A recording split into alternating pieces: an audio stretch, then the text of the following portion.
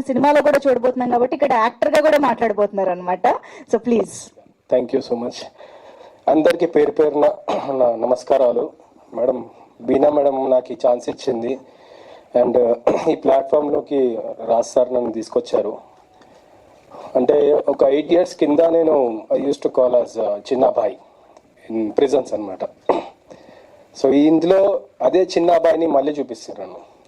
అంటే జైల్లో ఎట్లా ఉంటుంది వాతావరణం, ఎలాంటి ర్యాగింగ్స్ ఉంటాయి, అంటే కొత్త వాళ్ళు వచ్చినప్పుడు వాళ్ళని ఎట్లా ఇబ్బంది పెట్టాలి అనేది నా కొత్త కాన్సెప్ట్ చూపించింది ఇందులో. 8 years బ్యాక్ నేను వేరు. 8 years నేను 2016లో రిలీజ్ అయ్యాను. రిలీజ్ అయిన తర్వాత ఫస్ట్ స్టేజ్ ఎక్కాను కౌన్సిలింగ్ అని చెప్పేసి మేడంతో. ఆ స్టేజ్ అయిపోయి ఈ స్టేజ్కి వచ్చాను. ఈ స్టేజ్లో మీ ముందందరితో మాట్లాడుతున్నాను. చాలా థ్యాంక్ యూ అందరికీ. ఇంకెక్కువ మాట్లాడదలుచుకోలేను. థ్యాంక్ యూ వ్యాస్ గారు. అండ్ గణేష్ గారిని ఇప్పుడు మాట్లాడవలసిందిగా కోరుతున్నాం.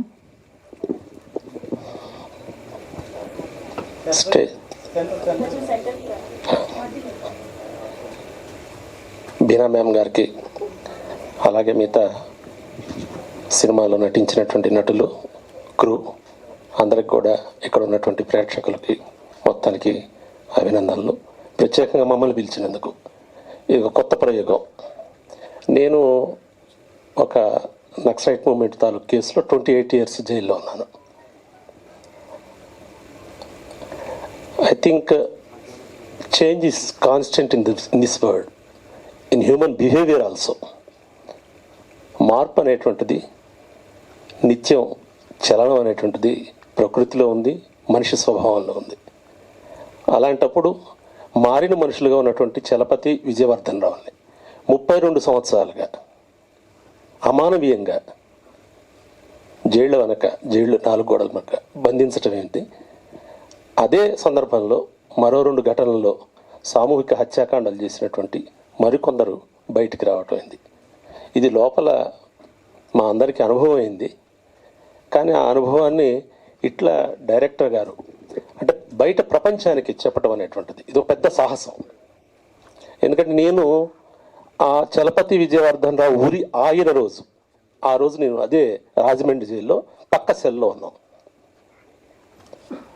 దాదాపు ఒక 10 మంది మేము రాజకీయ ఖైదీలో హంగర్ స్ట్రైక్ చేసాం. ఆ రోజంతా కూడా చట్టబద్ధంగా హత్య చేయటం అనేటువంటిది అనాగరికం. ఏదైతే వాళ్ళు ఒక హత్యాకాండ జరిగింది, దాన్ని ఎవరూ సమర్థించం.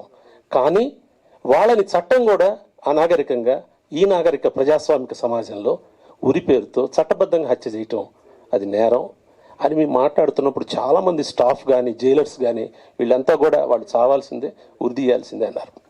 కానీ చివరి రోజు రాత్రి, ఆ రోజు మేమంతా హంగర్ స్ట్రైక్ చేసాం, నిరాహార దీక్ష చేసి నినాదాలు ఇస్తూ ఉన్నాం. మమ్మల్ని లాకప్ చేశారు. నిద్ర లేదు మాకు కూడా. 5 లేచి మళ్ళీ స్లోగన్స్ ఇస్తున్నప్పుడు హడావుడిగా ఒక హెడ్ వార్డర్ బాగా పరిచయం ఉన్నట్టు వచ్చాడు, కంట్రోల్ వాచ్ ఆపేశారు ఊరి అన్నాడు. ఇదేం సినిమాటిక్గా అంటే మీ ఇక్కడ ఏదైనా అగ్రెషన్గా ఏదైనా యాక్టివిటీస్ ఏదైనా చేస్తారని చెప్తున్నాడా అని నిజమే అన్నాం.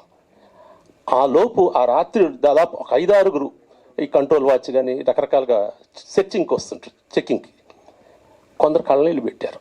కారణం ఏంటంటే అదే జైలు బయట వాళ్ళ భార్య, కూతురు, చిన్న పాప ఏడ్చి సొమ్మసిల్లి పడిపోయి ఉన్నారు. తెల్లారి వెళ్ళి వాళ్ళకి ఉరి ఆపేశారంటే వాళ్ళు నమ్మల, ఏడ్చి శవమేమని కోరారు.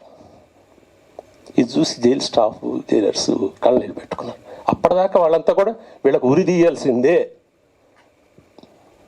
మీరేంది ఇట్లా మాట్లాడతారు అని మాతో ఆర్గ్యుమెంట్ చేసినటువంటి వాళ్ళు కూడా. ఒక రాత్రి ఆ బయట ఆ తల్లి, పాప, వాళ్ళ భార్య, చలపతి భార్య, వాళ్ళ పాప కన్నీటి పర్యంతం సమస్యలు పడి ఉన్నటువంటి వాళ్ళు చూసి, అట్లనే లోపల జైళ్ళలో ఉన్నటువంటి వాళ్ళు కూడా మార్పు సాధ్యమే, అది సాధ్యమే అనేటువంటిది ప్రయత్నం ద్వారా సాధ్యం అవుతుంది. అది ప్రొఫెసర్ బీనా మ్యామ్ మా చల్లపల్లి జైల్లో నేను 14 years పైన ఉన్నాను. అక్కడ మొదటిసారి వికే సింగ్ గారు అప్పుడు జైలు డీజీ గారు, అట్లానే బీనా మ్యామ్ గారు వచ్చి ఈ ఉన్నతి అనేటువంటి ఒక ప్రోగ్రాం స్టార్ట్ చేశారు. దాంట్లో భాగంగా కొన్ని 100 మంది ప్రిజనర్స్కి నేను కూడా వాలంటీర్గా జాయిన్ అయ్యాను. దాంట్లో ఫస్ట్ హ్యాబిచువల్ అఫెండర్స్కి సంబంధించినటువంటి ప్రోగ్రామ్ స్టార్ట్ చేసాం. రెగ్యులర్ నిరంతరం జైళ్ళకి వచ్చిపోయేటువంటి హ్యాబిచువల్ అఫెండర్స్, తర్వాత పోక్సో కేసెస్లో, తర్వాత డ్రంక్ అండ్ డ్రైవ్ కేసెస్లో, ఎన్డీపీఎస్ అంటే డ్రగ్స్ కేసెస్లో, ఇట్లా డిఫరెంట్ ఆస్పెక్ట్స్లో ఉండే వివిధ రకాలైనటువంటి కేసుల్లో ఉండేటువంటి వాళ్ళందరినీ కూడా కేటగరైజ్ చేసి దాదాపు ఒక 10,000 మంది ప్రిజనర్స్కి ఈ ఉన్నతి పేరుతో ఒక 21 మాడ్యూల్స్, యాక్టివిటీ బేస్డ్ మాడ్యూల్స్ చేయటం ద్వారా, అంటే మార్పు ఎట్లా సాధ్యమా అని అంటారు కానీ, అంటే ఒక ఐరన్ రాడ్ మనం వంచాలంటే వంచలేమండి. కానీ ఒక కొలువులో పెట్టి వేడి చేసినప్పుడు అది ఎర్రగా మారినప్పుడు ఊరికే ఇట్లా పట్టుకొని ఇట్లా వంచేస్తారు. అంటే ఒక ఒత్తిడిలో వాళ్ళు పునరాలోచించుకొని వాళ్ళ జీవితానికి సంబంధించి ఒక కఠిన పరిస్థితిలో ఉన్న సందర్భంలో, ఆ సందర్భంలో ఒక మానవీయ స్పర్శ, ఒక